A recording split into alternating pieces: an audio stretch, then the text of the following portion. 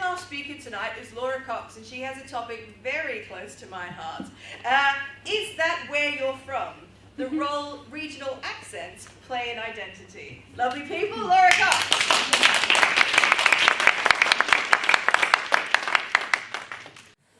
So I was in the doctor's surgery the other day talking to the nurse, and we were just having a chat about background and where we're from and family, and I happened to mention I was from Newcastle, and she kind of stopped and she looked at me and she kind of went, "Is that where you're from?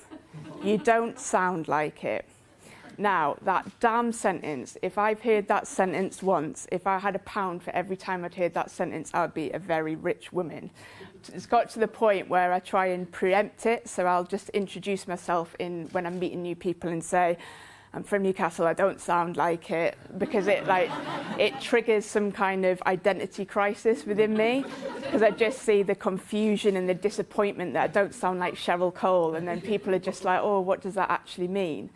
But it just got me thinking that how much do we actually place a lot of emphasis on accents and where we're actually from?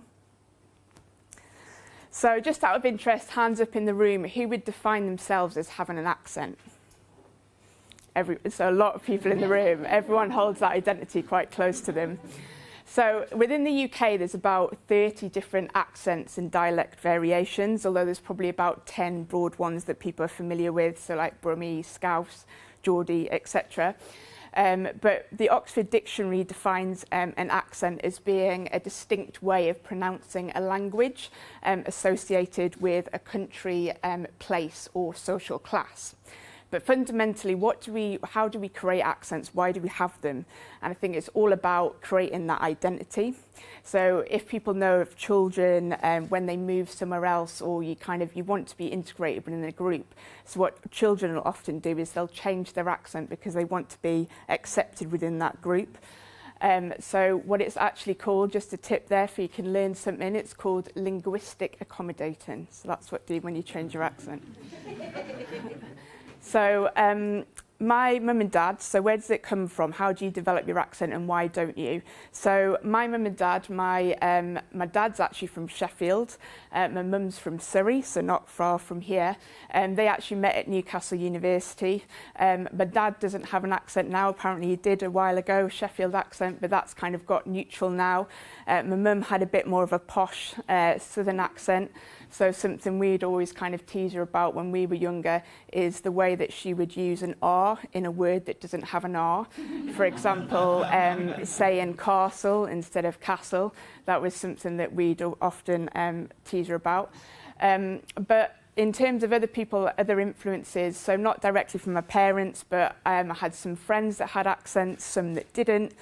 I haven't lived there myself for about 15 years, although I do love going back and hearing the accent. Sometimes comes out a bit stronger when I am mixing with people, friends there, when I'm angry, maybe a bit drunk, so it does actually come out a bit more like that. So the Geordie accent itself, it actually has Anglo-Saxon heritage, and it's actually got its own distinct vocabulary.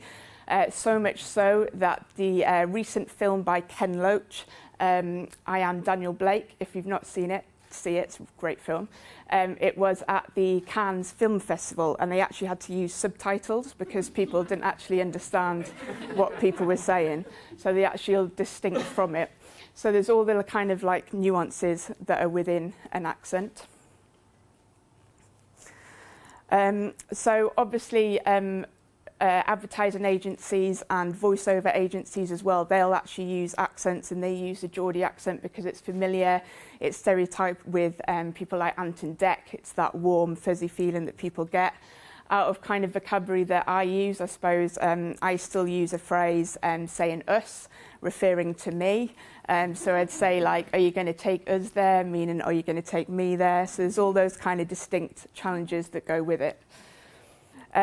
But fundamentally, why is it about? So it kind of always triggers something within me, and it's always something because I get it so much that people, I think, especially with a Geordie accent, people are like, you've got to sound like you're from Newcastle. Where does that come from? And I think it's so much about your belonging and your heritage that I think it becomes something that's really important to you.